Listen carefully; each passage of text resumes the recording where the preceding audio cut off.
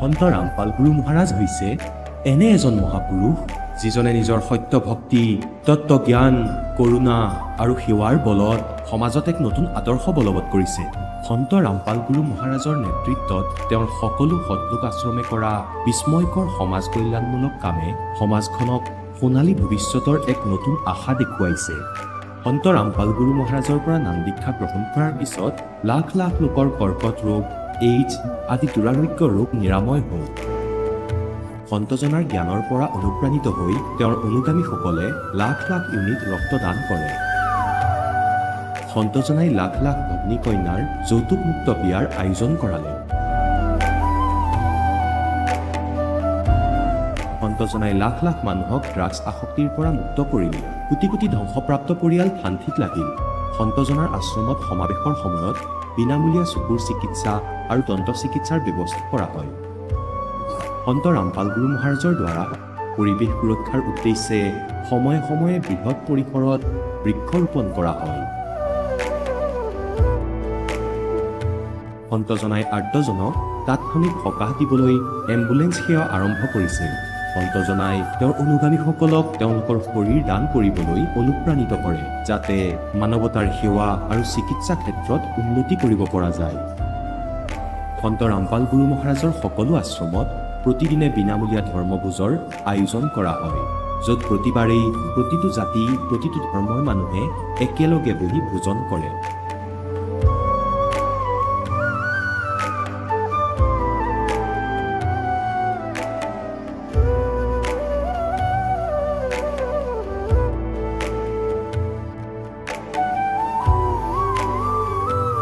সন্ত ৰামপাল গুৰু মহাৰাজৰ আশ্ৰমত সহস্ৰাধিক বৃদ্ধ বৃদ্ধাই শ্ৰদ্ধা আৰু মৰমেৰে জীৱন যাপন কৰাৰ সুযোগ পায়। তেওঁলোকৰ থকা খোৱাৰ আৰু স্বাস্থ্যৰ সম্পূৰ্ণ দায়িত্ব সন্ত ৰামপাল গুৰু মহাৰাজে বহন কৰে। অনাথ শিশুৰ বাবে সন্ত ৰামপাল গুৰু মহাৰাজৰ সকলো আশ্ৰম বিশেষ বৰদানতকৈ কম নহয়, য'ত তেওঁলোকক শিক্ষা, সংস্কাৰ আৰু ভৱিষ্যতৰ বাবে উন্নত সুবিধা প্ৰদান কৰা হয়। বানপানী, ভূঁইকঁপ বা মহামাৰী যিয়েই নহওক, সন্ত ৰামপাল গুৰু মহাৰাজ আৰু তেওঁৰ অনুগামীসকল সদায় আৰ্তজনৰ বাবে আগ্ৰনোৱা হৈ থাকে। কোভিড মহামাৰীৰ সময়ত সন্ত ৰামপাল গুৰু মহাৰাজৰ আশ্ৰমৰ পৰা কোটি কোটি লোকক খাদ্য, ঔষধ আৰু জীৱন ৰক্ষক সামগ্ৰী যোগান ধৰা হৈছিল।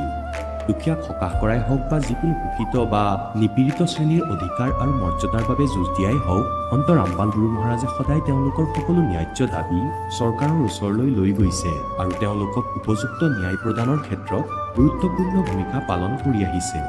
সমাজত আধ্যাত্মিক আৰু সামাজিক মূল্যবোধৰ প্ৰতি সজাগতা অনাৰ প্ৰতিটো পদক্ষেপতে সন্ত ৰামপাল গুৰু মহাৰাজ মানৱতাৰ প্ৰকৃত সেৱক হিচাপে প্ৰমাণিত হৈছে। সন্ত ৰামপাল গুৰু মহাৰাজৰ জীৱনে আমাক শিকাইছে যে প্ৰকৃত সেৱা সেইটোহে যিটো নিস্বাৰ্থভাৱে কৰা হয়। আহক আমিও এই মহান সন্তজনৰ এই মহান সেৱাৰ কামত যোগ দিওঁ আৰু সন্ত ৰামপাল গুৰু মহাৰাজৰ পৰা নাম দীক্ষা লৈ আমাৰ জীৱন ধন্য কৰি তোলোঁ।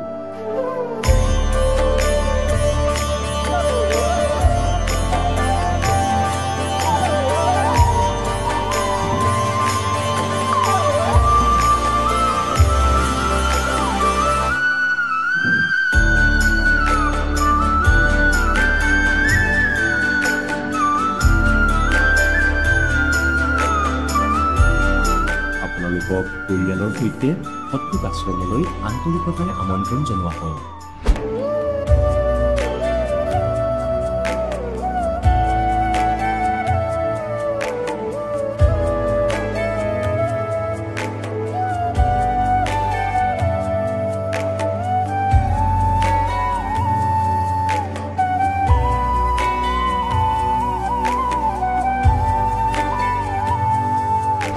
প্ৰভু ৰাম, দেৱ, ভগৱান, আল্লাহ, খুদা, যীশু আদি নামবোৰ একে শক্তিৰ।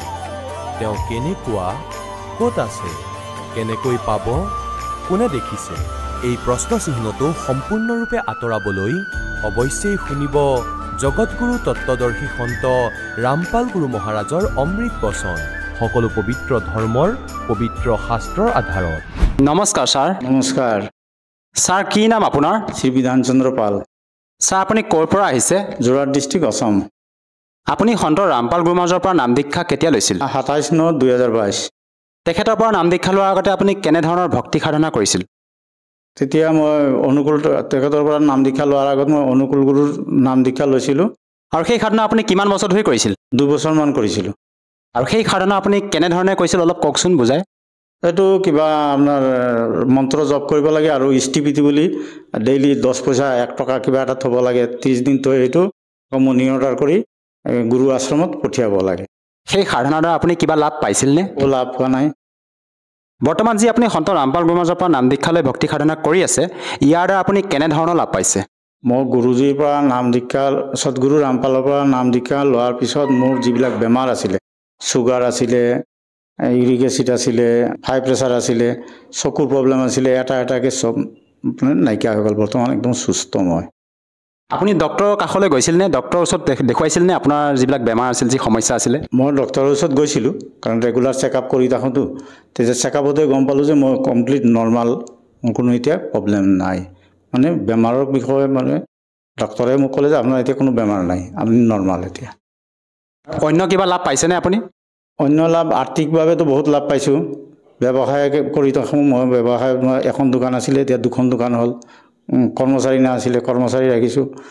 এতিয়া পাৰ ডে মানে কি মই যদি মেকানিকেল কাম কৰোঁ, মিনিমাম 500 টকা এটা মোৰ এক্সট্ৰা ইনকাম হৈ থাকে। দোকানৰ যিখিনি বস্তু বেছি ইনকাম কৰোঁ সেইটোতো আছেই। গতিকে গুৰুজী কৃপা হোৱাৰ কাৰণে মই এইটো কৰিব পাৰিছোঁ। এইটো নাম লোৱাৰ পাছৰ পৰা মোৰ লাভালাভবিলাক হৈ আছে আৰু হৈ গৈ আছে। আপুনি ক'লে যে আপুনি সন্ত ৰামপাল গুৰু মহাৰাজৰ পৰা নাম দীক্ষা লোৱাৰ পিছতে আপুনি শাৰীৰিকভাৱে আৰ্থিকভাৱে বিভিন্ন প্ৰকাৰে লাভ পাইছে। আপুনি পূৰ্বতে যি সাধনা কৰি আছিলে, অনুকূল ঠাকুৰতো আছিলে, আপুনি সেই সাধনা কৰি আপুনি সন্তুষ্ট নাছিল। বৰ্তমান আপুনি সন্ত ৰামপাল গুৰু মহাৰাজৰ দীক্ষা লৈ বিভিন্ন প্ৰকাৰে লাভ পালে। আপুনি আচলতে সন্ত ৰামপাল গুৰু মহাৰাজৰ শৰণলৈ কেনেকৈ আহিল? আমি মাজে মাজে পুথি পঢ়ি থাকোঁ।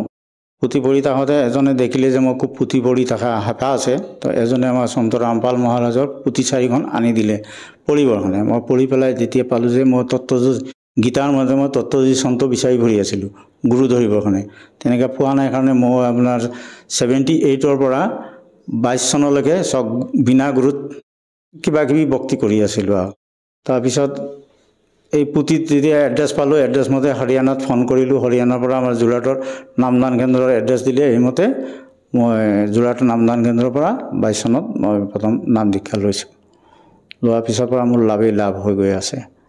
লাভেই লাভ হৈ আছে। গুৰুজীৰ যিটো নীতি নিয়ম দিছে চব ভালকৈ মানি মেলি চলি আছোঁ। ছাৰ, আমি শুনিছোঁ যে সন্ত ৰামপাল গুৰু মহাৰাজ হিছাৰ জেলত থকা বুলি আমি জানিব পাৰিছোঁ। এজন সন্ত জেলত থকাৰ পিছতো আপোনালোকে তেখেতৰ পৰা নাম দীক্ষা লৈ উপকৃত হৈছে, এইটো কেনেকৈ সম্ভৱ ছাৰ? এইটো নামটো লৈছোঁ মই ভিডিঅ' কলিঙৰ থ্ৰু, ইলেক্ট্ৰনিক ছিষ্টেমত। কিন্তু গুৰুজী জেলত থাকিলেও গুৰুজী বাহিৰত আছে। গুৰুজী বাহিৰত নাথাকিলে মোক যেনেকৈ ৰাতিপুৱা 4:30 বজাত 4টা বজাত মই বাথৰুমত যাওঁতে যিডাল সাপে মোক ডাচিবলৈ আছিলে, গুৰুজীয়ে মোক আগতেই চেতাৱনী দিছে যে বেটা তুমি দৰ্জাখন খোলাৰ আগত লাইট জ্বলোৱা, অন্ধকাৰত নোসোমাবা। মই সোমাই গৈ তাৰপিছত যিডাল সাপ দেখিলোঁ, গুৰুজীয়ে দিয়া সতনামৰ মই যেতিয়া জপ কৰিলোঁ, তেতিয়া সাপডাল ওলাই গুচি গ'ল, কোনো হানি নহ'ল। তো এইটো গুৰুজী যদি জেলত থাকিলেহেঁতেন তেতিয়া ইয়াত গুৰুজী কেনেকৈ আহিলে? গুৰুজীয়ে আহি পেলাই এই কথাখিনি যে আকাশবাণীৰ দ্বাৰা যে মোক ক'লে, কেনেকৈ ক'লে? গুৰুজী জেলত থাকিতো মোক দেখি আছে, মোৰ ঘৰত সাপ সোমাই আহিছে, তেওঁক ভক্তক সাপে মাৰিব, তো মোক বাৰ বাৰ চেতাৱনী দি আছে। মইহে অকণমান উপলংঘা কৰিছিলোঁ যে কোনোবাই মোক এনেকৈ কৈ আছে, কোনো মানুহ দেখা নাই। আমি আচলতে কি কৰোঁ? বিশ্বাস নকৰোঁ। বিশ্বাস নথকাৰ কাৰণে ভক্তি নহয় মানুহৰ। বিশ্বাসে ভক্তি আচল কথা। তেওঁ যে ৰামপাল মহাৰাজ আমি গুৰু ৰূপে মানৱ ৰূপত দেখি আছোঁ, তেওঁ যে পূৰ্ণ পৰমাত্মা চবে বিশ্বাসত ল'ব পৰা নাই। তেওঁ যে কবিৰ, তেওঁ যে ৰামপাল ৰূপ লৈ ইয়াত লীলা কৰি আছে, তো কোনো গম নাপায় ভালকৈ। তেওঁৰ ভক্তহে গম পাব। তেওঁৰ ওপৰত ইয়াত বিশ্বত আৰু গুৰু নাই। ছাৰ, এইটো কেনেকৈ প্ৰমাণ কৰিব যে বৰ্তমান সন্ত ৰামপাল গুৰু মহাৰাজ এজন কবিৰ পৰমাত্মা অৱতাৰী পুৰুষ হয়? তেখেতে যি বিধি আপোনালোকক প্ৰদান কৰি আছে, যি সাধনাৰ দ্বাৰা আপোনালোকে উপকৃত হৈছে, এইটো ক'ত প্ৰমাণ আছে যে সন্ত ৰামপাল গুৰু মহাৰাজ এজন তত্ত্বদৰ্শী সন্ত হয় আৰু তেখেতে বৰ্তমান সময়ত প্ৰকৃত সদগুৰু হয়? গীতা জ্ঞানদাতাই গীতাত যিটো জ্ঞানত কৈছে অৰ্জুনক যে তুমি পৰম সনাতন ধাম যোৱা, পৰম সনাতন ধাম যাবলৈ তুমি শান্তি পাবা, সুখত থাকিব পাৰিবা, তেতিয়া তুমি তত্ত্বদৰ্শী সন্ত ধৰিব লাগিব। তত্ত্বদৰ্শী সন্তজন আচল সন্ত কোন, তাৰ পৰিচয় জানিবৰ কাৰণে মানে আহত গছ বা পিপল গছৰ বিষয়ে তাৰ গুৰিৰ পৰা জৰৰ পৰা ডাললৈকে যোনে গোটেই সংসাৰৰূপী বৃক্ষৰ বিষয়ে ক'ব পাৰিব তেওঁ সেই তত্ত্বদৰ্শী সন্ত। আৰু আমাৰ গুৰুজীয়ে এই বৃক্ষৰ বিষয়ে আমাক একদম পাতে ডালে শিপাই একদম আগাগুৰি ভালকৈ বুজাই মেলি কৈ পেলাই আমি এতিয়া ভালকৈ বুজি পোৱা হ'লোঁ আৰু জানিলোঁ যে আমি ক'ত পূজা কৰিব লাগে, ক'ত কৰিব নালাগে, কি কৰিব লাগে, গুৰুজীৰ আদেশ কি কাৰণত আমি মানিব লাগে, এইবিলাক আমাৰ এইটো কাৰণে আজি আমাৰ শাৰীৰিক স্থিতি ভাল হৈছে, আৰ্থিক স্থিতি ভাল হৈছে, চব পালে ভাল হৈছে, বিপদ আপদ এইবিলাক চবৰ পৰা ভাল হৈছে। আমি এতিয়া গুৰুজীৰ থপনা আমি নিজৰ ঘৰত য'ত ৰাখিছোঁ, আমি ৰাতিপুৱা যেতিয়া নীতি নিয়মত চাকি জ্বলাই পেলাই বহোঁ, পদুম ফুলৰ চেণ্ট পাওঁ, চন্দনৰ আমোল মোলাই থাকে মোৰ ঘৰত। তাৰমানে গুৰুজী অদৃশ্য ৰূপত মোৰ ঘৰত মোৰ লগত আছে কাৰণে পদুম ফুলৰ চেণ্টটো আহে, চন্দনৰ গন্ধ আহে সদায়, কেতিয়াবা এদিন দুদিন গেপ যায়। আৰু লগে মোৰ আশ্ৰমৰ যিজন ইনচাৰ্জ থাকে ইনচাৰ্জক ফোন কৰি জনাওঁ যে আজি এনেকৈ মই পদুম ফুলৰ গোন্ধ পাইছোঁ, আজি এনেকৈ হাঁহ পাইছিলে, এনেকৈ হৈছে, মোৰ আজি এনেকৈ হৈছে। তেতিয়া মই আৰ্জি লগালে মানে এপ্লিকেশ্যন কৰোঁ বা প্ৰাৰ্থনা লগাবৰ লগে যে তুমি ভাল হৈ যাবা, তাৰ পৰা আদেশ ভাল হৈ যাবা, তুমি এইটো কৰা, তুমি এটা সংকল্প কৰা, তুমি গুৰুজীৰ নামত সংকল্প কৰা যে তোমাৰ এনেকুৱা হৈছে কাৰণে তুমি জ্যোতি জ্বলাবা, চাকি জ্বলাইছোঁ, ভাল পাই গৈছোঁ। ছাৰ, আমি শুনিছোঁ যে সন্ত ৰামপাল গুৰুমহাৰাজৰ পৰা নাম দীক্ষা লৈ সৎভক্তি কৰিলে দীৰ্ঘদিন ধৰি নিচা সেৱন কৰি থকা ব্যক্তিও নিচা ত্যাগ কৰিব পাৰে। কথাষাৰ কিমান দূৰ সত্য ছাৰ? চাওক, মোৰ হাৰ্টৰ প্ৰব্লেম হৈছিলে, ডক্টৰে প্ৰেছক্ৰাইব কৰিছিলে মদ খাব লাগিব, মদ খালে হেনো হাৰ্টৰ বেমাৰটো ভাল হ'ব লাহে। তেতিয়া মোৰতো যেতিয়ালৈকে মই সদগুৰু সন্ত ৰামপালৰ পৰা নাম দীক্ষা লৈছোঁ তেতিয়ালৈকেতো মোৰ হাৰ্টৰ বেমাৰ আছিলেই। তো মদটো মই এৰি দিলোঁ, এতিয়াতো মোৰ হাৰ্টৰ প্ৰব্লেম নাই কৰা, হাৰ্টটোতো মোৰ ভালেই হৈ গ'ল। যদি গুৰুজীৰ কিবা বল নাথাকিলেহেঁতেন, গুৰুজীৰ প্ৰতি যদি আমাৰ ভক্তি নাথাকিলে তেতিয়াহ'লে মদ বন্ধ কৰাৰ পিছত মোৰ হাৰ্টৰ প্ৰব্লেম থাকিলেহেঁতেন। তো মদটো বন্ধ কৰাৰ লগে লগেতো মনতেই নপৰে যে মই এদিন মদ খাইছিলোঁ বুলি। এতিয়া আপুনি সুধিছে কাৰণে কৈছোঁ। আপুনি কিমান বছৰ ধৰি নিচা সেৱন কৰিছে? মই মোটামুটি 35 বছৰ নিচা সেৱন কৰিছোঁ, 35 বছৰ, আৰু একেদিনতে এৰি দিছোঁ। একেদিনতে আজিৰ পৰা নাখাওঁ, দাপাত খাইছিলোঁ, দাপাত নাখাওঁ, একেদিনতে এৰি দিছোঁ, মোৰ 2 দিন লগা নাই, মাছ মাংস একেদিনতে এৰি দিছোঁ, আজিৰ পৰা নাখাওঁ। আৰু সন্ত ৰামপাল গুৰুমহাৰাজে আপোনালোকক কিবা ঔষধ সেৱন কৰিব দিয়ে নে শাস্ত্ৰৰ অনুকূল ভক্তি বিধিয়ে প্ৰদান কৰে?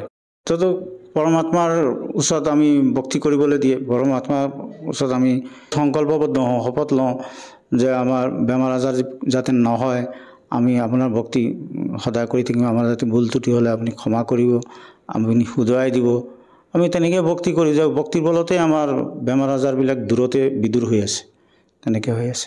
ছাৰ, আপুনি অসমৰ পৰা সন্ত ৰামপাল গুৰুমহাৰাজৰ শৰণত গৈ দীক্ষা ল'লে। তেখেতে হাৰিয়ানা প্ৰান্তৰ দিল্লীৰ নিবাসী হয়। অসমতো বিভিন্ন আধ্যাত্মিক গুৰু আছিল, সেইসকলৰ শৰণলৈ গৈও আপুনি দীক্ষা ল'ব পাৰিলে হয়। ছাৰ, কিয় আপুনি সন্ত ৰামপাল গুৰুমহাৰাজকে গুৰু হিচাপে ধাৰণ কৰিলে? মই খবৰ কৰিছিলোঁ ইয়াত, তত্ত্বদৰ্শী সন্ত বোলতে দীক্ষাটো ল'ব লাগে, গুৰু ধাৰণ কৰিব লাগে। তো দক্ষিণা কথা যিবিলাক বতাইছে, আপোনাৰ অংগবস্ত্ৰ 2যোৰ 3যোৰ 1000 1 টকা, 1101 টকা, এনেকৈ তেতিয়া মই ভাবিলোঁ যে আমি অৱশ্য অনুকূলৰ পৰাও দীক্ষা লৈছিলোঁ তেতিয়া এনেকৈ আমাক বিচৰা নাছিলে। অনুকূলৰ দীক্ষা যিদিনাখন আমি লৈছিলোঁ, এতিয়া মনত আছে, ৰাতিপুৱা 8টা বজাত মই গা ধুই এখন লুংগি পিন্ধিছিলোঁ, তাকেও আলহী ঘৰত আছিলোঁ, লুংগি এখন পিন্ধিছিলোঁ, পিন্ধি আছিলোঁ। তেতিয়া ক'লে তুমি এই লুংগি পিন্ধি দীক্ষা লোৱা। এতিয়া মই ভাবিলোঁ যে লুংগি পিন্ধি দীক্ষা লোৱা, তাৰপিছত মোক কিবা দক্ষিণা দিয়া এনেকৈ কোৱা নাছিলে। তাৰপিছত মই যেতিয়া গুৰুজীক ভক্তি দিব লাগে, তো গুৰুজীটো বেলেগ, অনুকূল গুৰুজীটো এতিয়া বেলেগ, আৰু দীক্ষা দিয়াজনক ঋত্বিক বুলি কয়। তো ঋত্বিকে ক'লে গুৰুজীৰ হেৰিয়াত এইখন ফটোৰ আগত তুমি ভক্তি দিয়া, দি পেলাই আৰু কিবা এটা মন যায় 1 পইচা 3 পইচা কিবা এটা দক্ষিণা দিয়া। যেতিয়া সেনেকৈ 1101 টকা 1001 টকা অংগবস্ত্ৰ দিব লাগে, তেতিয়া মই গম পালোঁ এইচব গুৰু নহয়। এইচব গুৰুটো পিছত কি কৰিব, বছৰত আমাক 5000 টকা এটা দিব লাগিব, 3000 বান্ধি দিব, এইবিলাকতো কৰিব নোৱাৰি।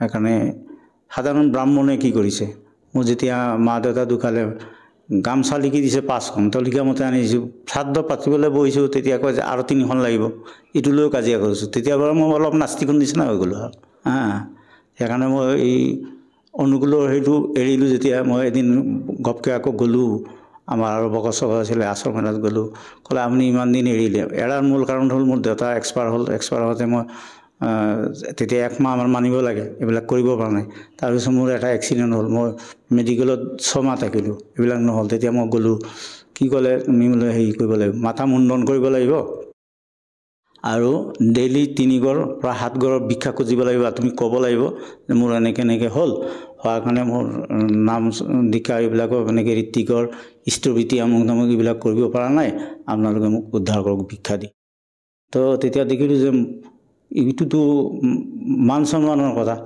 আমি মান সন্মানটো বজাই ৰাখি সেই আমি চব কৰিব লাগিব দীক্ষা মাগি আমি ইমান ডাঙৰ কি পাপ কৰিলোঁ ফাদাৰ এক্সপায়াৰ হৈছে চোৱা আছে তো ইগৰে সিগৰৰ পানী নাখায় চোৱা থাকিলে তো তাত আমি এইটোতো কৰিব নোৱাৰোঁ কোনো পূজা পাঠ কৰিব নোৱাৰোঁ গুৰুৰ পূজা কৰাটো আৰু যেনেকৈ বিষ্ণু পূজা কৰা গুৰুৰ পূজা কৰা একেটাই পূজাই তো এইটো কৰিব নোৱাৰি আকৌ মই মেডিকেলত আছোঁ মেডিকেলত মই কেনেকৈ কৰিম তেওঁলোকে ইমান ডাঙৰ শাস্তি বিধান দিছে এইটো নহ'ব এতিয়াতো আমাৰ গুৰুজী আমি নামখন লৈছে কিবা এটা কাৰণত আমাৰ শুদ্ধিকৰণ কৰি দিয়ে আমাকতো তেনেকৈ নকয় যে মাথা মুণ্ডন কৰা হেৰি কৰা আৰু যেহেতু আমাৰ হিন্দু সমাজত প্ৰচলিত পৰম্পৰা হিচাপে আমাৰ শ্ৰাদ্ধ শ্ৰাদ্ধ এইবিলাক কৰিব লাগে আপোনালোকৰ সন্ত ৰামপাল গুৰুমাজে শ্ৰাদ্ধ শ্ৰাদ্ধ কৰিবলৈ মানা কৰে এই ক্ষেত্ৰত ছাৰ কি ক'ব বিচাৰে সন্ত ৰামপাল গুৰুমাজে এইবোৰ কিয় কৰিবলৈ মানা কৰে শ্ৰাদ্ধ বিন্দু এইবিলাকৰ প্ৰতিতো আমি অলপ বিৰোধিতা আগৰ পৰাই কৰি আহিছোঁ নিজেই আৰু এতিয়া মই খাটাং হ'লোঁ আৰু সত্য বুলি জানিলোঁ যে এইটো আমি বিৰোধিতা কৰাটো ভুল নাছিলে এতিয়া গুৰুজীয়ে যেতিয়া আমাক চব বুজাই দিলে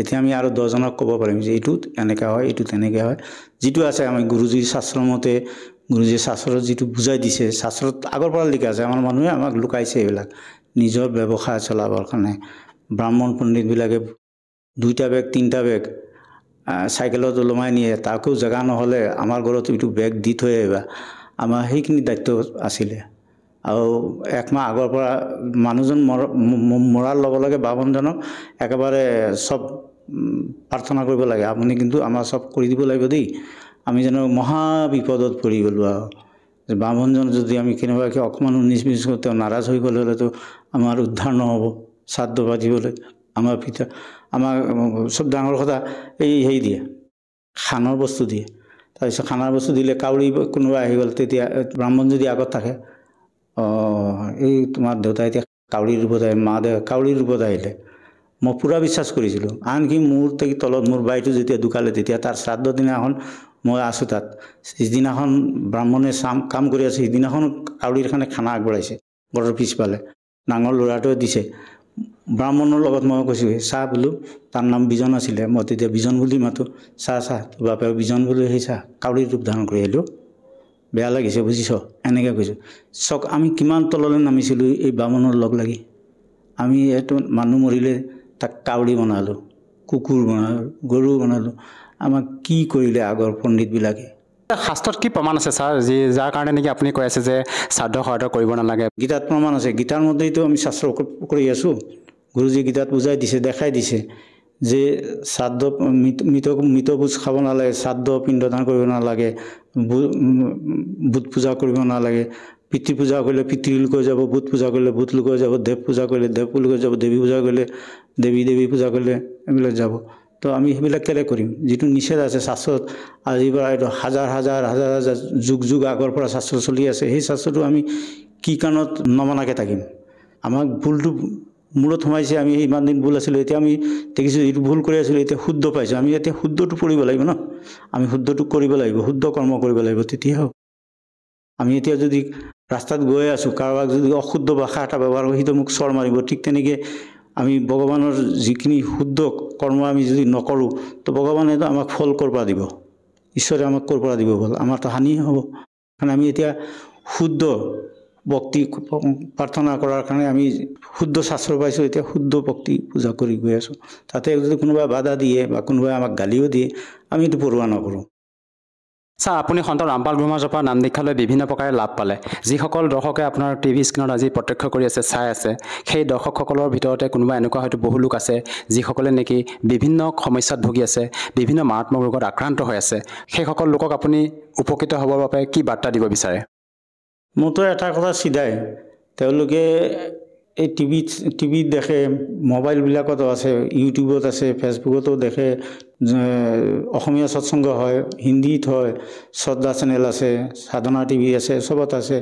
তাত চাই পেলাই গুৰুৰ বচনবিলাক শুনিব লাগে, বাণীবিলাক শুনিব লাগে। সত্যাসত্য প্ৰমাণ কৰিবৰ কাৰণে নিজৰ আজিকালি প্ৰায় মানুহৰ ঘৰত পবিত্ৰ পুথি যেনেকৈ গীতাও থাকে, অন্য পুথিও থাকে, গৰুড় পুৰাণ থাকে, শিৱ পুৰাণো থাকে, দেৱী পুৰাণো থাকে, এইবিলাকৰ লগত মিলাওক চাওক। তাৰপিছত ভক্তি কৰক। নাম দীক্ষা লোৱাৰ আগত গুৰুজীৰ আগত টিভিটোত যেতিয়া চলে তেতিয়াই সেই টিভিতেই এইজনকে গুৰু ভগৱান মানিম বুলি যদি তাত হেৰি কৰে, যেনেকৈ পাথৰৰ মূৰ্তিটোক দণ্ডবোধ দিব পাৰে, তাত জীৱিত গুৰু এজন টিভিত কথা পাতিছে, তাত জীৱিত তেওঁৰ আগত দণ্ডবোধ দি সংকল্প কৰক যে মোৰ বেমাৰ হৈছে, বেমাৰটো ভাল কৰা, আমি তোমাৰ পৰা শৰণলৈ আহিম। তো এইটো কৰি চাওক, তেতিয়াতো গম পাই যাব কিমান উপকাৰ হয়, কিমান ফল দিয়ে, কিমান ডাঙৰ গুৰু। তেওঁ যে পূৰ্ণ পৰমাত্মা ৰামপালৰ ৰূপত যে এই পৃথিৱীত লীলা কৰি আছে, আৱিৰ্ভাৱ কৰি হৈ পেলাই যে লীলা কৰি আছে, তেতিয়া গম পাব। ছাৰ, যদিহে কোনো লোকে তেখেতৰ পৰা সহজভাৱে নাম দীক্ষা ল'ব বিচাৰে, কেনেকৈ ল'ব পাৰিব? সহজভাৱে নাম দীক্ষা ল'বলৈ আপোনাৰ মোবাইল বা টিভিত আপোনাৰ নাম্বাৰ এটা দিয়া আছে। এই নাম্বাৰটোৰ পৰা ফোন কৰিলে জানিব কিমান নামদান কেন্দ্ৰ ক'ত ক'ত আছে, অসমত কিমানকেইটা নামদান কেন্দ্ৰ আছে। কুঁহিয়াৰগাঁৱত আছে, তিনিচুকীয়া আছে, নাহৰকটি আছে, জাগুনত আছে, হোজাইত আছে, চব জেগাত আছে, শিলচৰত আছে। এনেকৈ জেগা গোটেই অসমত প্ৰায় ভালেমানকেইটা নামদান কেন্দ্ৰ আছে। গোটেই বিশ্বত 500ৰ ওপৰত নামদান কেন্দ্ৰ আছে। যোনে য'ত বিচাৰে সুবিধা মতে তাত গৈ নাম ল'ব পাৰিব। আৰু ফোন নম্বৰটো তাত ওলাই থাকে। ছাৰ, তাত কিবা টকা পইচা লোৱা হয়নে? যেতিয়া আপোনালোকে সন্ত ৰামপাল গুৰু মহাৰাজৰ পৰা নাম দীক্ষা লয়, তেখেতৰ আশ্ৰমত টকা পইচা কিবা ব্যৱস্থা কৰা হয় নেকি? নাম লোৱাতেতো টকা পইচাৰ কোনো প্ৰয়োজনেই নাই, নিজে আহিব লাগে, নাম ল'ব লাগে। ধন্যবাদ থাকিল ছাৰ। ধন্যবাদ। এতিয়া জগতগুৰু তত্ত্বদৰ্শী সন্ত ৰামপাল গুৰু মহাৰাজৰ সৎসংগৰ মাধ্যমেৰে সেই অদ্বিতীয় আধ্যাত্মিক জ্ঞানৰ বিষয়ে জানি লওঁ, যাৰ মাধ্যমেৰে আপোনালোকেও প্ৰাপ্ত কৰিব পাৰিব এনেকুৱা আধ্যাত্মিক, মানসিক আৰু ভৌতিক সুখ, যি এতিয়ালৈকে কেৱল আপোনালোকে মীৰাবাই, ধ্ৰুৱ, প্ৰহ্লাদ আদি কেইজনমান ভক্তৰ জীৱন কথাতহে শুনিছে। এতিয়া শুনক তত্ত্বদৰ্শী সন্তৰ সৈতে শাস্ত্ৰ অনুকূল ভক্তি সৎসংগ, এনেকুৱা অদ্বিতীয় আধ্যাত্মিক জ্ঞান, যাৰ প্ৰমাণ আছে সকলো ধৰ্মৰ সকলো পবিত্ৰ শাস্ত্ৰত। সময়ত এতিয়া আমি আহোঁ পৰমাত্মা সাকাৰ নে নিৰাকাৰেই কথা লৈ। এইটো ভুল থিয়ৰি কৈ আছে যে পৰমাত্মা তাত নাই, তেওঁতো নিৰাকাৰ। যেনেকৈ মুছলমান ধৰ্মটো পৰমাত্মাক বেচোন বোলে, তেওঁ নিৰাকাৰ, তেওঁ দেখা পোৱা নাযায়। আৰু খ্ৰীষ্টান ধৰ্মত পৰমাত্মাক তেওঁলোকে ফৰ্মলেছ কয়, নিৰাকাৰ বোলে। কিন্তু পবিত্ৰ বাইবেলে কৈ আছে, পবিত্ৰ বাইবেলত বৰ্ণনা আছে যে সেই পৰমাত্মা মনুষ্য সদৃশ। সৃষ্টিৰ উৎপত্তি নামৰ গ্ৰন্থ পবিত্ৰ বাইবেলৰ অংশ। তাৰ প্ৰথম অধ্যায়ৰ 26 নম্বৰ আয়াতত 26 নম্বৰ শ্লোকত লিখা আছে যে পৰমাত্মাই যেতিয়া আৰু ৰচনা কৰিলে ষষ্ঠ দিনা, তেওঁ ক'লে যে মনুষ্যক মই নিজৰেই স্বৰূপত বনাম। এনেদৰে কৈ ভগৱানে পৰমেশ্বৰে মনুষ্যক নিজৰে স্বৰূপ অনুসৰি নিজৰ ৰূপৰ দৰে বনালে। তেওঁলোকক নৰ আৰু নাৰী কৰি সৃষ্টি কৰিলে। আকৌ ভগৱান নিৰাকাৰ কেনেকৈ হৈ গ'ল, ফৰ্মলেছ কেনেকৈ হৈ গ'ল? যেতিয়া পৰমাত্মাই ক'লে যে মই মানুহক নিজৰ নিচিনা বনাম, তেন্তে ভগৱান কেনেকুৱা হ'ব? মানুহৰ দৰেই। আৰু তেওঁ 6 দিনত সৃষ্টি ৰচনা কৰি 7ম দিনা সিংহাসনত গৈ বহিল। এইটো পবিত্ৰ কোৰাণ শ্বৰীফত সূৰত ফুৰকানী 25 আৰু আয়ত নম্বৰ 52ৰ পৰা 59লৈকে তাত স্পষ্ট কৰা হৈছে কোৰাণ শ্বৰীফৰ জ্ঞানদাতা, যাক মুছলমান ধৰ্মই নিজৰ আল্লাহ ভগৱান গড মানে, তেওঁ এই শ্ৰী হজৰত মহম্মদক আদেশ দিয়ে কোনো দেৱদূতৰ জৰিয়তে বা স্বয়ং কোনো অন্য সোমাই কয়, আকাশবাণী কৰে। তেওঁলোকৰ ফাইনেল গড হয় কাৰ? মুছলমানৰ। তেওঁ হজৰত মহম্মদক কোৰাণ শ্বৰীফৰ জ্ঞান দি আছে। কোৰাণ শ্বৰীফৰ জ্ঞানদাতাই কৈছে নিজৰ পয়গম্বৰ হজৰত মহম্মদক যে হে পয়গম্বৰ, তুমি এই কাফিৰবোৰৰ কথা নামানিবা। এইটো 52 নম্বৰ আয়াত সূৰত ফুৰকানী 25। এই কাফিৰবোৰৰ কথা নামানিবা আৰু মই তোমাক এই কোৰআন শৰীফত যি তথ্য দি আছো, যি জ্ঞান দি আছো, তাক বিশ্বাস কৰিবা। আৰু এই কাফিৰবোৰে নামানে যে কবিৰ ইজ গড, আল্লাহ কবিৰ হয়, গতিকে কবিৰ আল্লাহ হয়, মোৰ এই কথা বিশ্বাস কৰি সিহঁতৰ কথা নুশুনিবা। ইয়াৰ বাবে তুমি সংঘৰ্ষ কৰিবা, অৰ্থাৎ মাৰধৰ নকৰিবা, কাজিয়া নকৰিবা, লাঠি নচলাবা, ৰক্তপাত নকৰিবা, সিহঁতৰ কথা তুমি মানি নলবা। আৰু এই কবিৰ নামধাৰী আল্লাহ তেওঁৱেই হয় যিজনে সকলো সৃষ্টি ৰচনা কৰিলে, পৃথিৱী সজিলে, ইয়াৰ তলত লুণীয়া আৰু মিঠা পানী দিলে, তেওঁৱে তোমাক জন্ম দিলে, ইয়াত সকলো সংস্কাৰ তেওঁৰ পৰাই হৈছে। আকৌ সেই পৰমাত্মাই নিজৰ সন্তানৰ দুখ ভালদৰে জানে। এই কবিৰ আল্লাই নিজৰ সন্তানৰ পাপ নাশ কৰি দিয়ে, তেওঁলোকৰ অপৰাধ দুখবোৰৰ লগত তেওঁ পৰিচিত।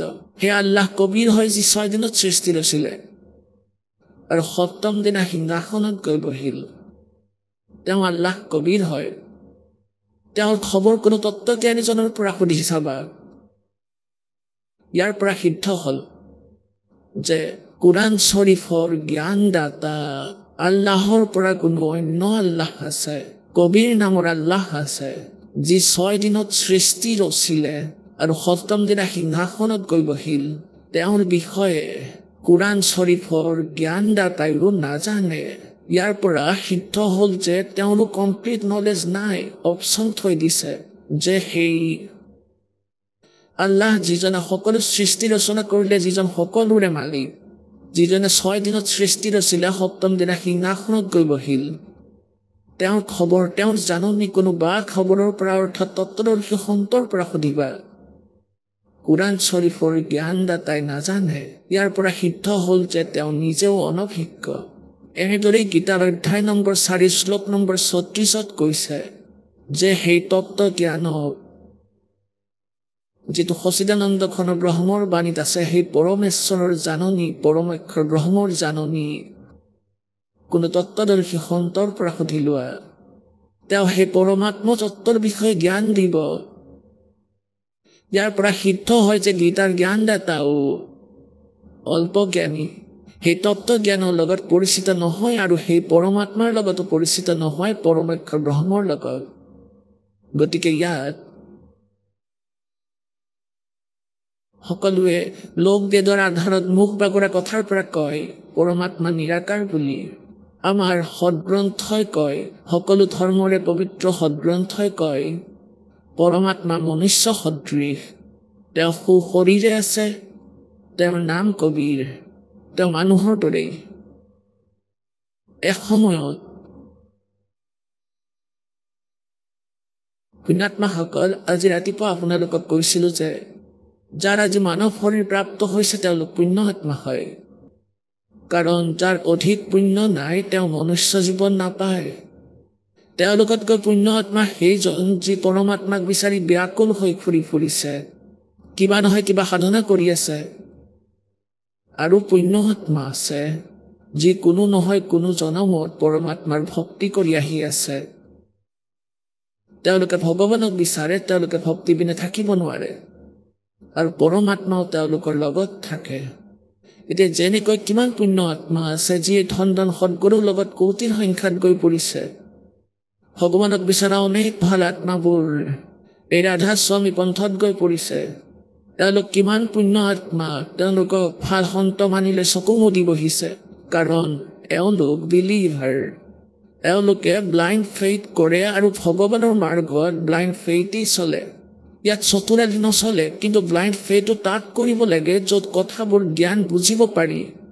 এতিয়া যেনেকৈ সিজুৰ গছ ৰুই সিঁচি তাৰ ওপৰত যদি কোনোৱে ব্লাইণ্ড ফেইথ কৰে যে তাত আম লাগিব, 7 জনমতো আম নালাগে। প্ৰথমেতো আমৰ বীজ চিলেক্ট কৰক আৰু আমৰ বীজ ৰুই আকৌ ব্লাইণ্ড ফেইথ কৰক, তাত সেৱা কৰক, আকৌ পূজা কৰক, তেতিয়া কিন্তু আম লাগিবই লাগিব। এনেদৰে এই নকলি গুৰুৰ পৰা মুক্তিপ্ৰাপ্ত নহ'ব। তাত ব্লাইণ্ড ফেইথ কৰিছে এওঁলোকে, কাৰণ এওঁলোকে গমেই নাপায় শ্ৰদ্ধালুসকলে এইবোৰ সিজু, এইবোৰ কালৰ ধূল। এতিয়া এই জ্ঞানেৰে তেওঁলোকৰ নিৰ্ণয় হ'ব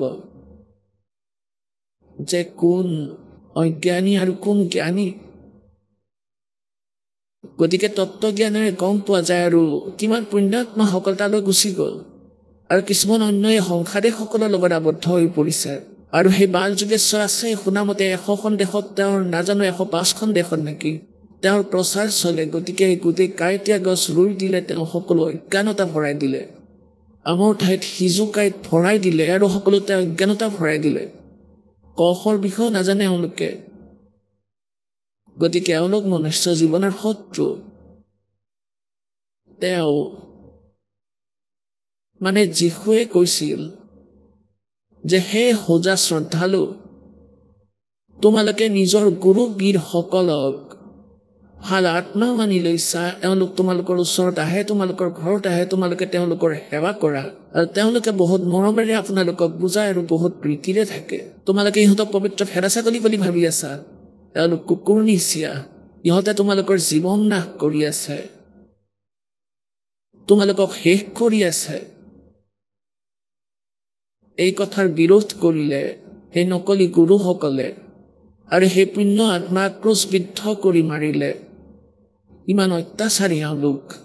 আৰু এয়াই কাৰণ আছিল কাৰোথা কাণ্ডৰে এওঁলোকে কৰাইছিল।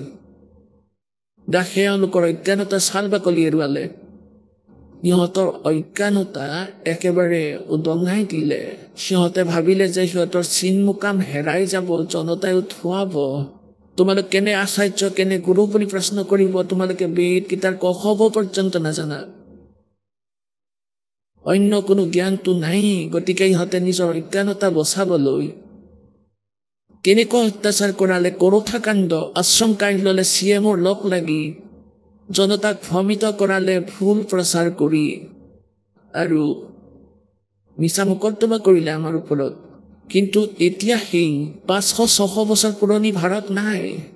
শিক্ষাৰ এয়াই লাভ, সকলো শিক্ষিত ভাই ভনী পুত্ৰ পুত্ৰী আৰু সকলোৱে বুজি পায় নিজৰ সদগ্ৰন্থ, যাৰ পৰিণাম এই যে আমি আকৌ স্বাধীন হলো। কাৰণ আমাৰ লগত পৰমাত্মা আছে, পৰমেশ্বৰ আমাৰ লগত আছে। সেই পৰমেশ্বৰে চলাইছে এইটো পন্থ, এই মাৰ্গ। গতিকে এনেদৰে সেই পৰমাত্মাই এই সকলো জ্ঞান আমাক ক'লে। গতিকে প্ৰসংগ চলি আছে যে অজ্ঞানীসকলে কয় পৰমাত্মা নিৰাকাৰ বুলি, আমাৰ সদগ্ৰন্থই কয় পৰমাত্মা সাকাৰ। গতিকে এনেদৰে এই শ্ৰদ্ধালুসকলে চকু মুদি যিদৰে যিকোনো গুৰুৱে যেনেকৈ মাৰ্গদৰ্শন কৰে, বেচেৰাসকলে স্বীকাৰ কৰিলে। কাৰণ শিক্ষকৰ সন্মুখত বিদ্যাৰ্থীয়ে অবজেকশ্যন কৰিব নোৱাৰে। এতিয়া শিক্ষক সেইজনে যি চিলেবাছৰ কথা পঢ়ায়, চিলেবাছৰ পৰা কোনো জ্ঞান দিয়ে, চিলেবাছৰ বাহিৰৰ কোনো জ্ঞান যদি দিয়ে, তেওঁ লোককথা শুনাই আছে, তেওঁ উপন্যাসৰ কাহিনী শুনাই আছে, সেয়া বিদ্যাৰ্থীৰ বাবে আত্মঘাতী। এনেদৰে যিসকলে সদগ্ৰন্থৰ জ্ঞান আমাক নিদিলে, তেওঁলোক আধ্যাত্মিক গুৰু হ'লেও সমাজৰ শত্ৰু আছিল। তেওঁলোক আধ্যাত্মিক গুৰু নাছিল, কিন্তু তেওঁলোকক আধ্যাত্মিক গুৰু মানি লোৱা হৈছিল। এতিয়া যেনেকৈ শ্ৰীমদ ভাগৱত গীতাৰ অধ্যায় নম্বৰ 16 শ্লোক 23-24 কৈছে যে যিয়ে শাস্ত্ৰবিধি ত্যাগ কৰি মনে সজা আচৰণ কৰে, না তেওঁৰ গতি হয়, না তেওঁৰ কোনো সিদ্ধিপ্ৰাপ্ত হয় আৰু না তাৰ কোনো সুখেই হয়, অৰ্থাৎ ইউজলেছ। গতিকে তোমাৰ বাবে অৰ্জুন 24 নম্বৰ শ্লোকৰ অধ্যায় 16 গীতাত কৈছে, গতিকে তোমাৰ বাবে কৰ্তব্য আৰু অকৰ্তব্যৰ ব্যৱস্থা শাস্ত্ৰই প্ৰমাণ। অৰ্থাৎ কি সাধনা কৰিব লাগিব, কি কৰিব নালাগে, ইয়াৰ বাবে শাস্ত্ৰত যি লিখা আছে সেয়াই মানিব লাগিব, অন্য নহয়। কাৰো কোনো লোক বেদৰ কথা স্বীকাৰ নকৰিবা। গতিকে এই যিমান গুৰু আছিল এতিয়ালৈকে আমাক লোক বেদ শুনাই আছিল। গতিকে এনেকুৱা যি পুণ্য আত্মা, আগৰ জন্মৰ পুণ্য আত্মাসকলক মানৱ শৰীৰ প্ৰাপ্ত হৈছে আৰু পৰমাত্মাৰ সন্ধানত ঘূৰি ফুৰিছে, তাৰে এজন আছিল শ্বেখ ফৰিদ। আৰু তেওঁ সৰুকালৰ পৰাই পৰমাত্মাত বহুত, এনেও সৰুকালৰ পৰাই মালিক এনে আত্মাৰ লগতে থাকে। ভগৱানে সকলোকে বিচাৰি ফুৰে। পৰমেশ্বৰে কয় গৌতম আৰু স্বৰ্গ মে और जब बैठो पाता कहे तभी ढूंढता करो अपने हीरे माणिक लाल। শ্বেখ ফৰিদ আছিল মুছলমান ধৰ্মী। সেই পুণ্যাত্মা যেতিয়া সৰু হৈ আছিল, সৰু ল'ৰা বেছি দুষ্ট আছিল, দুষ্টামি বহুত কৰিছিল। তেওঁৰ মা দুখী হৈ পৰিল, ৰাস্তাৰ ল'ৰা ছোৱালীৰ লগত কাজিয়া কৰি আহে, আপত্তি আহি থাকে। এতিয়া মাকে ভাবিলে যে এতিয়া কি কৰোঁ এই ল'ৰাজনক, কাৰণ আজিকালি সৰু ল'ৰা ছোৱালীক স্কুললৈ পঠাই দিয়ে মা দেউতাই, নাৰ্চাৰীত ভৰ্তি কৰি দিয়ে, তাত ল'ৰা ছোৱালীক খেলা ধূলা কৰোৱা হয়, তাত এৰি দিয়ে। আগতে এনে কোনো ব্যৱস্থা নাছিল, শিশুবোৰ ঘৰতে থাকে, দেউতা পথাৰত কোনো অন্যফালে কামত ওলাই যায়, কোনো দিন হাজিৰা বা আন কিবা, গতিকে মাহে বাচ্চাবোৰৰ চোৱা চিতা নিজেই কৰিছিল। সি বেছি বদমাচি কৰিবলৈ লাগিল, আপত্তি শুনি ভাগৰি পৰিল। মাকে ভাবিলে ইয়াৰ কি উপায় কৰোঁ। তেওঁ ক'লে, পুত্ৰ তুমি নামাজ কৰা, আল্লাহৰ ভক্তি কৰা। শ্বেখ ফৰিদ সৰু ল'ৰা ক'লে যে কিহৰ বাবে কৰিম, মই কি পাম। এতিয়া সি খেজুৰ বেছিকৈ খাইছিলে, খেজুৰ। মাকে ক'লে যে পুত্ৰ আল্লাহে তোমাক খেজুৰ দিব। ক'লে সঁচানে মা? হয়, আল্লাহে তোমাক খেজুৰ দিব। তেতিয়া ক'লে কোৱাচোন মই কেনেকৈ কৰিব লাগিব। এতিয়া মাকে ভাবিলে ঠিকেই হ'ল। এতিয়া মাকে ক'লে লোৱা কাপোৰ এখন মাটিত পাৰি লোৱা, গাদীৰ দৰে, বিচনাৰ দৰে পাৰি দিলে। পুত্ৰ ইয়াৰ ওপৰত এনেদৰে শুই থাকা, চকু বন্ধ কৰিবা, এবাৰ এনেকৈ কৰিবা, আকৌ এনেকৈ কৰিবা, আৰু ক'বা আল্লাহ মোক খেজুৰ দিব, আল্লাহ মোক খেজুৰ দিব। এনেকৈ কৈ থাকিবা, চকু মেলি নাচাবা, আৰু যেতিয়ালৈকে মই নকওঁ চকু নেমেলিবা, নহ'লে খেজুৰ নাপাবা। যেতিয়া মাকৰ কামৰ সময় হয়, তাৰ বিচনা পাৰি দি কৈছিল যে পুত্ৰ আহা প্ৰাৰ্থনা কৰা। এতিয়া সি লাগি গ'ল নিজৰ সেই কামত, চকু মেলি নাচায়। মাকে কি কৰিলে, খেজুৰ কেইটামান ইমানখিনি পাত দুটাৰ মাজত মেৰিয়াই তাৰ বিচনাৰ তলত থৈ আহে, আৰু মাকে কয় আহা পুত্ৰ চকু মেলি দিয়া। যেতিয়ালৈকে মাকে কাম কৰি থাকে সি বহি থাকে, কেইবা ঘণ্টা, বহু ঘণ্টা ধৰি। গতিকে উঠি আহি ক'লে যে মা আপুনিতো মিছা কৈছিল, আল্লাহতো মোক খেজুৰ দিয়াই নাই দেখোন। মাকে ক'লে পুত্ৰ ভগৱানে এনেকৈ মুকলিকৈ নিদিয়ে, তেওঁ লুকুৱাই দিয়ে। চোৱাচোন তোমাৰ বিচনাৰ তলত ক'ৰবাত নিশ্চয় পাবা। সি চাদৰখন উঠাই চালে, খেজুৰ পালে, দৌৰিব ধৰিলে, খেজুৰ খাই দৌৰে, সকলোকে কয় আজি আল্লাহে মোক খেজুৰ দিছে, আল্লাহে মোক খেজুৰ দিছে। আকৌ আহিয়ে ক'লে মা এতিয়া আকৌ কেতিয়া কৰিব লাগিব সেইটো। যেতিয়া তাৰ খেজুৰ শেষ হয় দ্বিতীয় দিনা আকৌ কয় যে মা আৰু কেতিয়া কৰিব লাগিব। এতিয়া এনেদৰে মাকে পালে তাৰ ঔষধ, তাক ঠিক কৰাৰ উপায়। এদিনাখন কি হ'ল, তাই খেজুৰ থবলৈ পাহৰি গ'ল, আৰু সি উঠিলে, চাদৰ উঠালে, তাত পৰমাত্মাই দয়া কৰিলে, তাত এনেকৈ খেজুৰ থৈ দিলে। আৰু সেই শ্বেখ ফৰিদে খেজুৰ খাই খাই আহি আছিল। যেতিয়া মাকে কৈ দিছিল যে আহা পুত্ৰ উঠা, আৰু তাইৰ মনতো নপৰিল যে আজি তাই খেজুৰ থবলৈকে পাহৰি গ'ল। তাই বৰ চিন্তিত হ'ল যে বদমাছে আকৌ কেতিয়াও এইটো নকৰিব যদিহে আজি খেজুৰ নাপায়। তাই বৰ চিন্তাত পৰিল। তাই দেখিলে যে সি খেজুৰ খাই খাই আহি আছে। মাকে সুধিলে পুত্ৰ এই খেজুৰ ক'ৰ পৰা আনিছা তুমি? ক'বলৈ ধৰিলে মা প্ৰতিদিনে আল্লাই দি যায়, মোৰ চাদৰৰ তলত মই পাওঁ। ক'লে সঁচা কোৱাচোন? হয়, চাওক ইয়াতে থৈ দিছিল। এতিয়া পুণ্যাত্মাসকল পৰমাত্মাই কয় जो जन मेरी शरण में ताका हूं मैं दास और गेल गेल আকাশ। এতিয়া সেই ল'ৰাটোৰ সৰুকালৰ পৰা ইমান দৃঢ় বিশ্বাস হৈ গ'ল ভগৱানৰ ওপৰত যে পৰমাত্মাই এনেদৰেও দিয়ে। ডাঙৰ হৈ সেই শিশুৱে ঘৰ ত্যাগ কৰিলে। ঘৰ ত্যাগ কৰাৰ পিছত তেওঁ এজন নকলি গুৰু পালে। গুৰুজনৰ সিদ্ধি শক্তি আছিল, আশে পাশে তেওঁৰ বৰ নাম আছিল। তালৈকে গ'ল। তেওঁ ফক্কৰ ফকীৰ আছিল। তেওঁ ফক্কৰ ফকীৰ কয় যি নিজৰ মতে বেলেগ সাধনা কৰে। এটা হৈছে যেনেকৈ হিন্দু সমাজত যি ব্যৱস্থা আছে, গীতা পাঠ কৰা, পুৰাণৰ পাঠ কৰা, ব্ৰত পালা, মন্দিৰত নতশিৰ হোৱা এটা হ'লে এইটো সাধনা। আনটো সাধনাত সন্তই ঘৰ ত্যাগ কৰে, ধূলি জ্বলাই বহে, জংঘলত বহে, তেওঁলোক বেলেগ। তেওঁলোকে সাধনা কৰা বুলিয়েই মানি লোৱা হয়। তেওঁ এনেকৈ এজন সন্ত আছিল, তালৈ গুচি গ'ল। সেই সন্তই সেই প্ৰিয় আত্মাক নিজৰ মতে মাৰ্গদৰ্শন কৰিলে, তেওঁ দৃঢ়ভাৱে লাগি গ'ল। আশ্ৰমত থাকিব ধৰিলে, 7-8জন ভকত আছিল তাত। এতিয়া যিজন ঘৰৰ পৰা ওলাই আহিছিল, ঘৰখন ত্যাগ কৰিলে পৰমাত্মাৰ বাবে, এতিয়া তেওঁৰ লগত বাকী কি থাকিল? গুৰুদেৱক পৰমাত্মা সদৃশ মানি তেওঁৰ প্ৰতিটো কথাই পালন কৰক, গুৰুদেৱৰ আদেশ পালন কৰক, গুৰুদেৱৰ কাম কাজ নাচাতক। আৰু আমি তত্ত্বজ্ঞানৰ সৈতে পৰিচিত নোহোৱাৰ বাবে আমি গুৰুদেৱক নিজৰ দৰে মানি লওঁ। আপোনাৰ দৰে নহয় গুৰুদেৱ, আপোনাৰ দৰে হোৱাহেঁতেন আপুনিও ভাও ধৰি বহি লৈ ক'ৰবাত গৈ। গুৰুৰ ওপৰত পৰমাত্মা প্ৰসন্ন হয়, কিন্তু তেওঁ কোনজন প্ৰভুৰ প্ৰতিনিধি? जो अंदर जाकी शरणा बसे ताको ताकी लाज, जल सोही मछली चढ़िए ये बह जाते गजराज। অৰ্থাৎ যিজন ঈশ্বৰ যি সাধনা কৰে আৰু সঁচা হৃদয়েৰে কৰে, তেওঁৰ ওপৰত তেওঁৰ কৃপা হয় বেলেগ ধৰণে।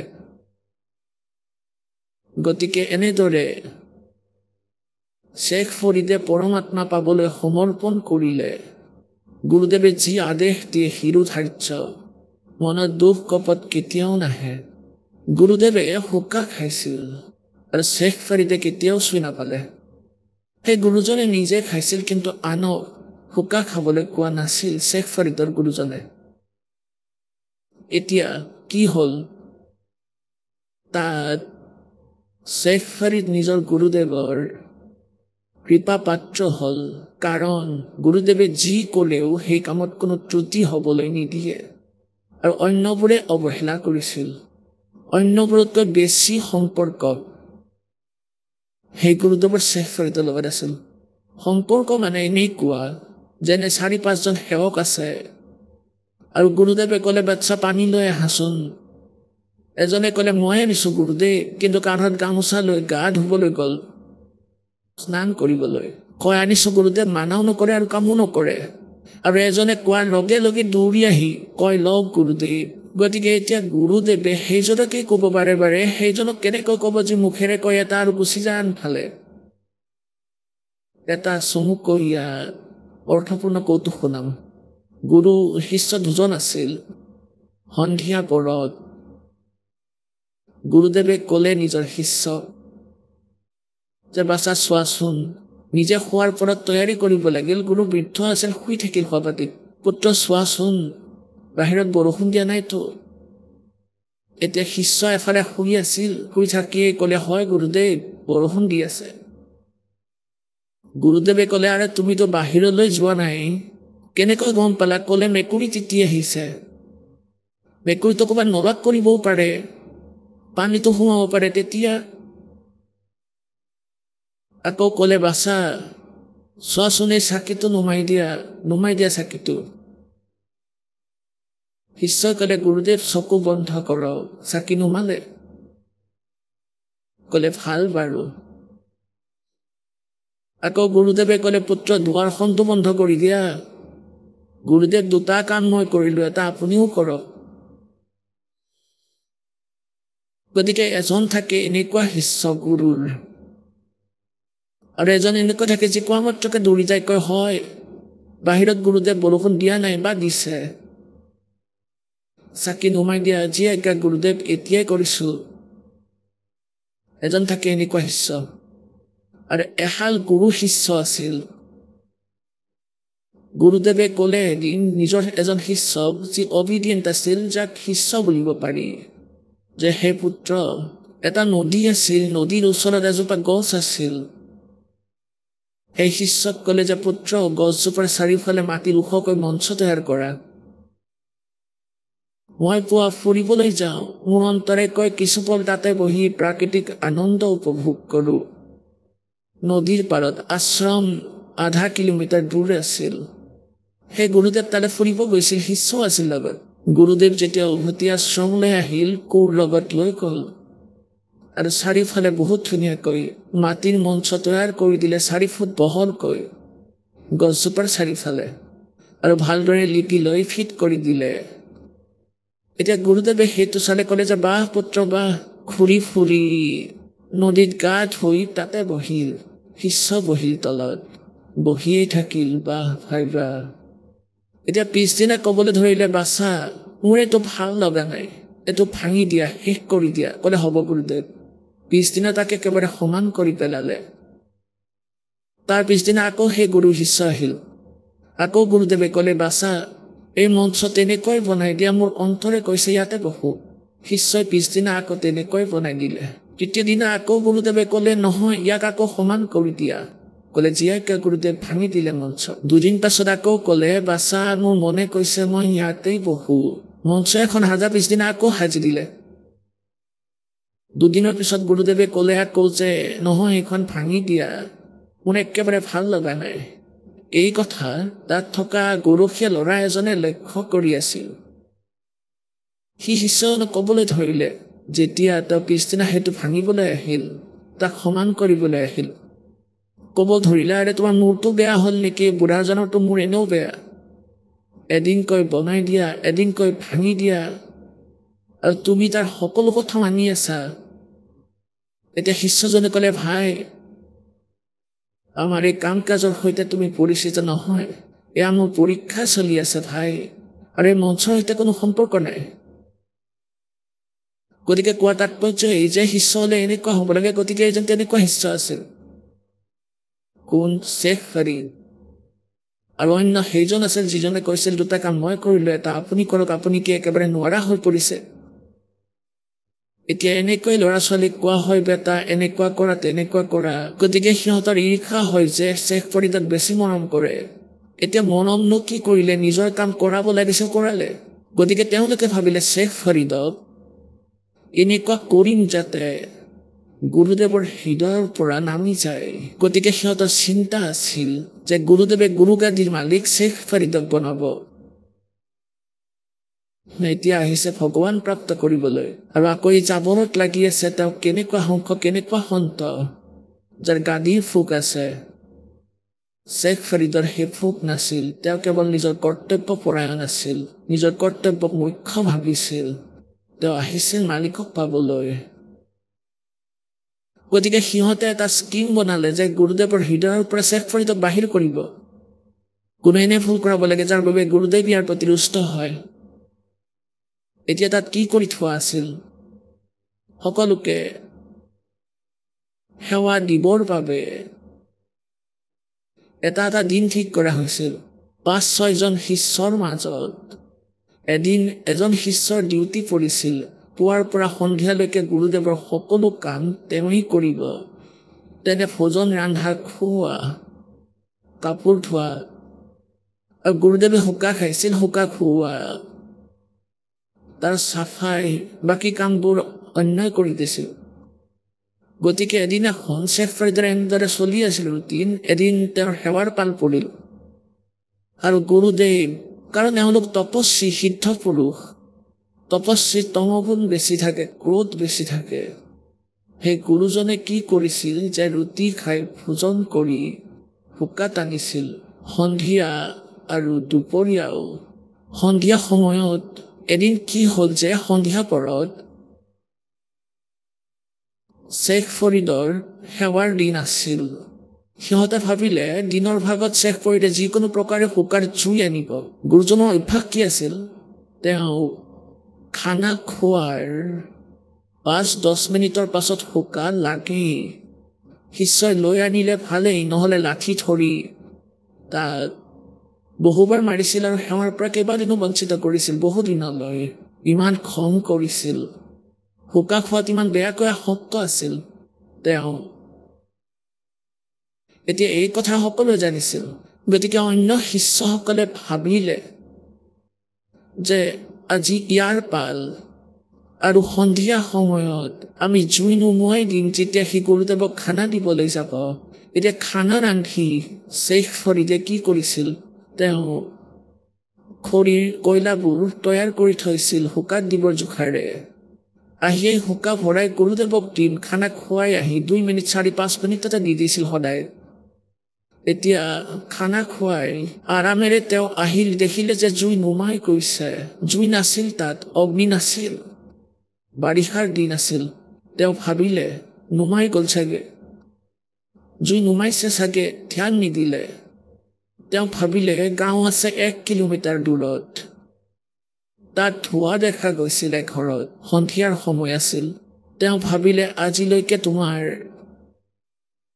আজিলৈকে গুৰুদেৱৰ প্ৰতি নিজৰ যিমান গদুইল আছিলে সেয়া শেষ হ'ব আৰু তোমাৰ ভক্তি নাশ হ'ব আৰু গুৰুদেৱ ৰুষ্ট হ'লে মোৰ একোৱেই নাথাকিব এনেকৈ ভাবি হুকাৰ চিলিং লৈ মাৰিলে দৌৰ ফুল স্পীডত গ'ল যি ঘৰত ধোঁৱা ওলাই আছিল আৰু ঘৰখনৰ মায়ে কি কৰি আছিল বাৰিষাৰ দিন চৌকাত জুই জ্বলোৱাৰ চেষ্টা কৰি আছিল মাৰি কেতিয়াবা ধোঁৱা হৈছিল কেতিয়াবা চকুত ধোঁৱা লাগে চকু পানী পেলাই জুই জ্বলাই আছিল মাজে মাজে নুমাই যায় আকৌ জ্বলি উঠে অৰ্থাৎ মায়ে এনেদৰে জুই জ্বলাই থৈছিল আৰু তেওঁ দুখী হৈছিল এতিয়া শ্বেখ ফৰিদে ক'লে মা জুই দিয়ক অলপ জুই দিয়ক এতিয়া তেওঁ আছিল খঙত জুই এনেই পায় নেকি মোৰ চকু ফুটিছে তুমিও ফুটাই লোৱা তেতিয়াহে জুই দিম লোৱাই চেপেনা ধৰি আছিল সোমাই দিলে নিজৰ চকুতে আৰু চকু উলিয়াই দিলে লোৱাই এতিয়া মোক জুই দিয়া এতিয়া আয়ে ভাবিলে কথাটো বেয়া হ'লে যেন সঁচাকৈ চকু উলিয়ালে তেওঁ ভয় খালে চৌকাৰ গোটেই জুই বাহিৰ কৰি ক'লে লৈ যাওক মহাৰাজ লৈ যাওক তেওঁ জানিছিল যে যি আশ্ৰমৰ পৰা আহিছে তাৰ মহাত্মা বহুত সিদ্ধ পুৰুষ যদি তেওঁ অভিশাপ দিয়ে তোমাৰ কুলৰ নাশ হ'ব তেওঁ ভয় খালে শ্বেখ ফৰিদে একো নকৰিলে বেচেৰাটোৱে তেওঁ কি কৰিলে নিজৰ কাপোৰেৰে ফটা চকুটো বান্ধিলে যিটো উলিয়াই লৈছিল আৰু জুই লৈ আকৌ বেগাই দৌৰ মাৰিলে সিফালে গুৰুদেৱে চাই আছে 2 মিনিট হ'ল 4 হ'ল 5 হ'ল 10 মিনিট যেতিয়া হ'ল তেওঁ মাতিলে আৰে শ্বেখ ফৰিদ হুকা ভৰাই নাগোপা উত্তৰ নাহিল অলপ পিছত আকৌ মাতিলে তৃতীয়বাৰ আকৌ মাতিলে আৰে ক'ত মৰিবলৈ গৈছ তই শ্বেখ ফৰিদ ক'ত মৰিবলৈ গলি তই আজি তেতিয়া সি শুনিলে গুৰুজীয়ে আজি খং কৰিছে দূৰৰ পৰাই মাত দিলে আহিলো গুৰুদেৱ আহিলো ক'লে আৰে কি হৈছিল ক'লে গুৰুদেৱ আজি জুই নুমাই গৈছিল আৰু গাঁৱৰ পৰা দৌৰি গৈ আনিছো বাৰু ভাল পুত্ৰ থৈ দিয়া হুকা খালে আৰু শুই থাকিল আৰু তেওঁ গৈ চুকত শুই পৰিল আহক আমি এতিয়া সেই শ্ৰদ্ধালুসকলৰ অনুভৱবোৰ জানো যিসকলে জগতগুৰু তত্ত্বদৰ্শী সন্ত ৰামপাল গুৰু মহাৰাজৰ পৰা দীক্ষা প্ৰাপ্ত কৰিছে তথা তেওঁ কোৱা ভক্তি মাৰ্গ এওঁলোকে অৱলম্বন কৰি আছে নমস্কাৰ নমস্কাৰ ছাৰ কি নাম আপোনাৰ মোৰ নাম ঋতু বৰ্মা ঋতু আপুনি ক'ৰ পৰা আহিছে মই গাঁও সৰজপুৰা ভাটাপাৰা জিলা বৰোদা বজাৰ ভাটাপাৰা ছত্তীশগড়ৰ হয় মই ঋতু আপুনি সন্ত ৰামপালদেৱ মহাৰাজৰ পৰা নাম দীক্ষা কেতিয়া ল'লে মই সন্ত ৰামপালদেৱ মহাৰাজৰ পৰা মই নাম দীক্ষা 19 ছেপ্টেম্বৰ 2020 লৈছোঁ ছাৰ সন্ত ৰামপালদেৱ মহাৰাজৰ পৰা নাম দীক্ষা লোৱাৰ আগতে আপুনি কি ভক্তি সাধনা কৰিছিলে মই ছাৰ সন্ত ৰামপালদেৱ মহাৰাজৰ পৰা নাম দীক্ষা লোৱাৰ আগতে মই সকলোবোৰ দেৱী দেৱতাৰ ভক্তি কৰা কৰিছিলোঁ সোমবাৰে ব্ৰত ৰাখিছিলোঁ দুৰ্গা মাৰ ব্ৰত ৰাখিছিলোঁ শনি দেৱতাৰ ব্ৰত ৰাখিছিলোঁ সাই বাবাৰ ব্ৰত ৰাখিছিলোঁ আৰু সকলোবোৰ তীৰ্থস্থানলৈ গৈছিলোঁ আপুনি যিহেতু কৈছে যে আপুনি বহুত ভক্তি সাধনা কৰিছিলে বহুত ব্ৰতো ৰাখিছিলে তেন্তে কি কাৰণে আপুনি সন্ত ৰামপালদেৱ মহাৰাজৰ শৰণলৈ আহিলে মই বহুত সমস্যাত আছিলোঁ ভগতদেৱ মই বহুত শাৰীৰিক কষ্টত ভুগিছিলোঁ যেনে ধৰক মূৰৰ বিষ হোৱা কঁকালৰ বিষ হোৱা বুকুৰ বিষ হোৱা মই বহুত সমস্যাত আছিলোঁ কিন্তু কতোৱে সমাধান পোৱা নাছিলোঁ গতিকে এবাৰ মোৰ স্বামীয়ে জীৱনৰ সুগম পথ নামৰ কিতাপ এখন লৈ আহিলে ঘৰলৈ তেতিয়া তেওঁ ক'লে যে এইখন পঢ়ি চোৱা তুমি ইয়াত বহুত ভাল জ্ঞান লিখা আছে তাৰ পিছত মই পঢ়া আৰম্ভ কৰিলোঁ মোৰ বহুত ভাল লাগিল সকলো জ্ঞান বুজি পালোঁ যে এওঁৱে পূৰ্ণ পৰমাত্মা হয় কবি চাহেবে পূৰ্ণ পৰমাত্মা কবি চাহেবৰ ৰূপত সন্ত ৰামপালদেৱ মহাৰাজ আহিছে এনেদৰেই মোৰ সকলো জ্ঞান হৈ গ'ল মুক্তি মাৰ্গৰ কথা জানিলোঁ এনেদৰে সন্ত ৰামপালদেৱ মহাৰাজৰ শৰণলৈ আহিলোঁ সন্ত ৰামপালদেৱ মহাৰাজৰ পৰা নাম দীক্ষা লোৱাৰ পিছত আপুনি লাভ পালেনে হয় ছাৰ মই লাভটো বহুত পাইছোঁ কিন্তু মই মেইন পইণ্টকেইটা কওঁ যেনে ধৰক মোৰ মূৰৰ বিষ হৈছিলে মই শহুৰৰ ঘৰত ভালদৰে কাম কৰিব পৰা নাছিলোঁ যেতিয়া গধূলি হয় তেতিয়া মূৰৰ বিষ হোৱা আৰম্ভ হৈছিলে মই টেবলেট খাই কাম কৰিবলগীয়া হৈছিলে আৰু বুকুৰ বিষ হৈছিলে এনেকুৱা লাগিছিল যেন বুকুত ফুটা হৈ গৈছিলে আৰু কঁকালৰ বিষ আৰু এইখিনিত আপুনি চাব পাৰে মোৰ গলৰ ইয়াত কেঞ্চাৰ হৈ গৈছিলে আৰু ডক্টৰে কৈছিলে যে তাইক অপাৰেশ্যন কৰিব লাগিব এনেদৰে কৈছিলে মই বহুত ভয় খাইছিলোঁ মই অপাৰেশ্যন কৰিব বিচৰা নাছিলোঁ তাৰপাছত এটা ঠাইৰ পৰা মই গম পালোঁ যে বেলপান নামৰ এখন গাঁও আছে বিলাসপুৰ ক্ষেত্ৰত তাতে গম পালোঁ যে আয়ুৰ্বেদিকৰ ঔষধ দিয়ে আৰু ভাল হৈ যায় তাৰপাছত দেউতাই মোক ক'লে যে ব'লা তালৈকে যাওঁ তাতে গ'লে তুমি ঠিক হৈ যাবা তাৰপাছত মই তালৈ গ'লোঁ বাৰু তালৈ ভালো হ'লোঁ কিন্তু 1.5-2 বছৰৰ পিছত আকৌ উৎপন্ন হৈ গ'ল এই কেঞ্চাৰ তাৰপাছত মই সন্ত ৰামপালদেৱ মহাৰাজৰ শৰণলৈ আহিলোঁ সন্ত ৰামপালদেৱ মহাৰাজক মই মনেৰে প্ৰাৰ্থনা কৰিলোঁ যে হে পৰমাত্মা মই ক'তো যাব নিবিচাৰোঁ না ডক্টৰৰ তাত যাব বিচাৰোঁ না ওজা তান্ত্ৰিকৰ ওচৰলৈ না মই ঔষধ লগাব বিচাৰোঁ না মই ঔষধ খাব বিচাৰোঁ এনেকৈ ক'লোঁ মই মনে সন্ত ৰামপালদেৱ মহাৰাজক প্ৰাৰ্থনা কৰিলোঁ তেতিয়া এই কেঞ্চাৰ নিজে ভাল হৈ গ'ল ভগতদেৱ ছাৰ মই না 1 টকাৰ দৰৱ খালোঁ না পিল খালোঁ ডক্টৰে কৈছিলে যে তাইৰ অপাৰেশ্যন কৰাব লাগিব এনেকৈ কৈছিলে তাৰপাছত মই সন্ত ৰামপালদেৱ মহাৰাজৰ শৰণলৈ অহাৰ পিছত মই মনে প্ৰাৰ্থনা জনালোঁ যে মই ক'তো যাব নিবিচাৰোঁ আপুনি এই ঠিক কৰি দিব পৰমাত্মা যিহেতু ইমান ডাঙৰ বেমাৰ আপুনি ভাল কৰিব পাৰে এইটোতো সৰু সুৰা কথা আপুনি মৃতককো জীৱিত কৰিব পাৰে গতিকে এইটোও কৰিব পাৰিব এনেকৈ ভাবি মই মনে ঘৰত বহি গ'লোঁ পিছত এয়া নিজেই ভাল হ'ল না মই ডক্টৰৰ ওচৰলৈ গ'লোঁ না মই কোনো ঔষধ খালোঁ না ঔষধ লগালোঁ আজিৰ পৰা প্ৰায় 1.5 মাহমান আগৰ কথা ইয়াত মোৰ ফুলি গৈছিলে আৰু ইয়াত গাঢ় হৈ গৈছিলে তেতিয়া মই ছ'ন'গ্ৰাফি কৰাব কৈছিলে ডক্টৰে তেতিয়া মই ছ'ন'গ্ৰাফি কৰালোঁ আৰু তেতিয়া ডক্টৰে ক'লে যে এয়া কেঞ্চাৰ হয় ইয়াৰ অপাৰেশ্যন কৰাব লাগিব আৰু এই জাগাত কেঞ্চাৰ হৈছে ইয়াৰ অপাৰেশ্যন কৰাব লাগিব আৰু এই যে ইয়াত গাঢ় হৈছে ইয়াতো অপাৰেশ্যন কৰাব লাগিব ইয়াৰ আন চিকিৎসা নাই এনেকৈ ক'লে তাৰপিছত মই হস্পিটালৰ পৰা যেতিয়া মই ঘৰলৈ আহিলোঁ সন্ত ৰামপালদেৱ মহাৰাজক প্ৰাৰ্থনা জনালোঁ তেতিয়া প্ৰাৰ্থনাৰ উত্তৰ আহিল যে মালিকে দয়া কৰিব এনেকৈ আহিল তাৰ এসপ্তাহ পিছত ছাৰ এই গাঢ়ৰ মই নিজে আচৰিত হৈ গৈছিলোঁ যে এই গাঢ়ৰ যাৰ অপাৰেশ্যনৰ বাহিৰে আন কোনো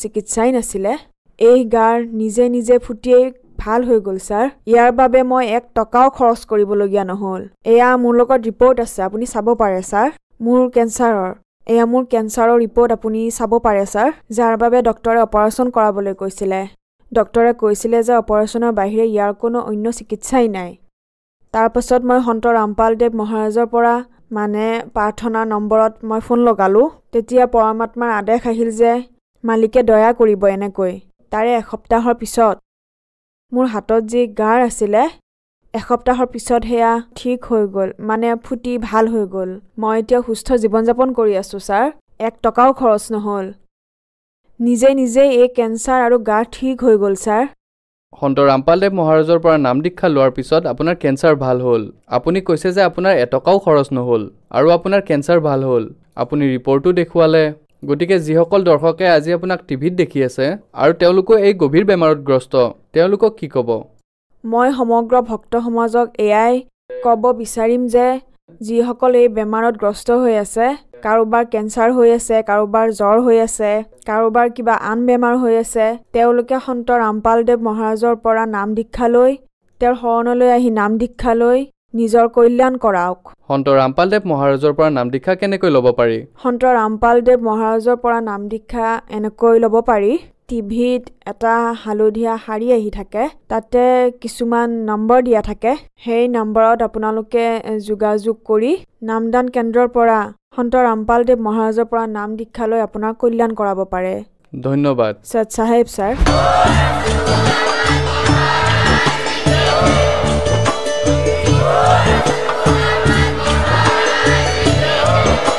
আপুনি শুনি আছে আছিলে জগতগুৰু তত্ত্বদৰ্শী সন্ত ৰামপাল গুৰু মহাৰাজৰ মংগল প্ৰবচন। অধিক জানিবৰ বাবে ভিজিট কৰক www.jagatgururampalji.org। সন্ত ৰামপাল গুৰু মহাৰাজৰ শুভ আশীৰ্বাদত সমগ্ৰ বিশ্বতে 500তকৈ অধিক নাম দীক্ষা কেন্দ্ৰ আছে, য'ত সন্ত ৰামপাল গুৰু মহাৰাজৰ দ্বাৰা বিনামূলীয়াকৈ নাম দীক্ষা দি থকা হৈছে। আপোনাৰ ওচৰৰ নাম দীক্ষা কেন্দ্ৰৰ ঠিকনা জানিবলৈ সম্পৰ্ক কৰক 7082208528।